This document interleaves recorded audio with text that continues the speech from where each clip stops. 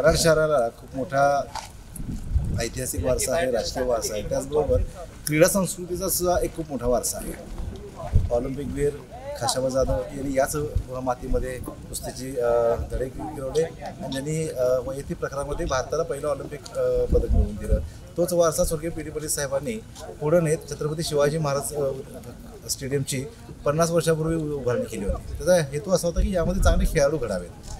दरम्यानच्या काळामध्ये कराड दक्षिणचे आमदार डॉक्टर अतुलबाबा भोसले यांनी हे कराड स्टेडियमचं उन्नतीकरणाचं काम हाती घेतलं आहे। ते शिवधनुष्य त्यांनी हाती घेतलेलं आहे।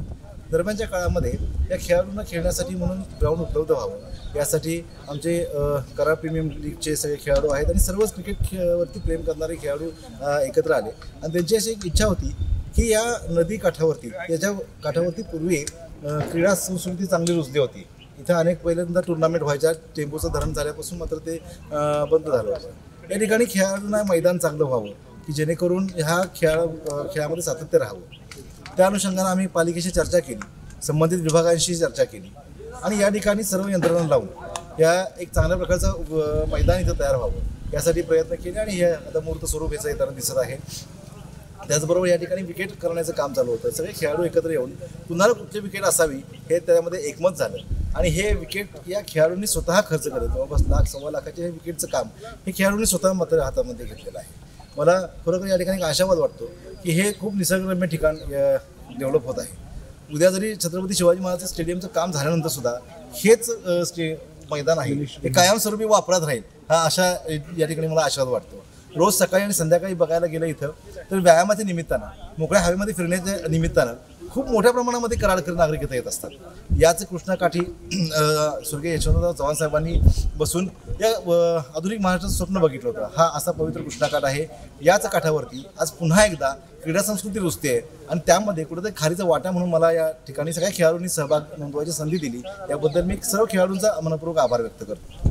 मी सुरुवातीला असं सांगेन की माननीय अतुल भोसले आमदार अतुल भोसले साहेबांनी या ठिकाणी कराडच्या स्टेडियमचं नवीन बांधणीचा तो प्रस्ताव आणून त्यासाठी फंड आणले, परंतु ते चालू आहे ते चांगली गोष्ट आहे।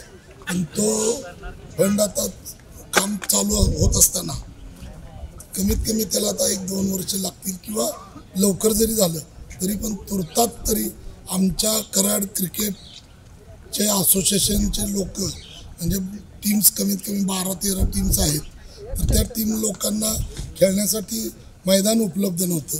मग त्यासाठी आमची मीटिंग झाली आणि त्या मीटिंगमध्ये ठरलं की कुठंतरी आपण जागा शोधायची आणि ती नेमकं सौरवता त्यांचा माझा विषय झाला की आपल्याला ही जागा अवेलेबल होऊ शकते किंवा त्यासाठी आम्ही सर्वांनी लगेच मीटिंग लावली सीओनशी आणि त्या मीटिंगमध्ये त्यांनीसुद्धा सहकार्य केलं की तुम्ही करा, काही प्रॉब्लेम नाही, कराडच्या हिताचाच विषय आहे।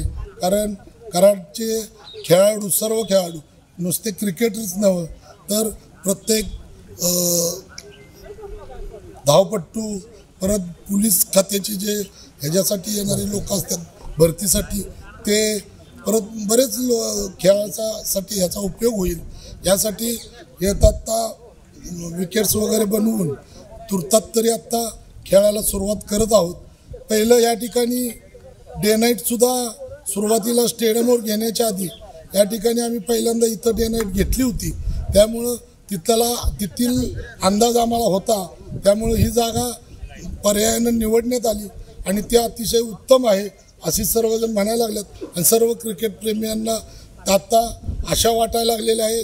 सगळे खुश आहेत आणि अशा पद्धतीनं इथून पुढं ह्या स्टेडियमची सेकंड स्टेडियम म्हटलं तरी चालेल पण हे कायमस्वरूपी इथं चालू राहील अशी आशा व्यक्त करतो।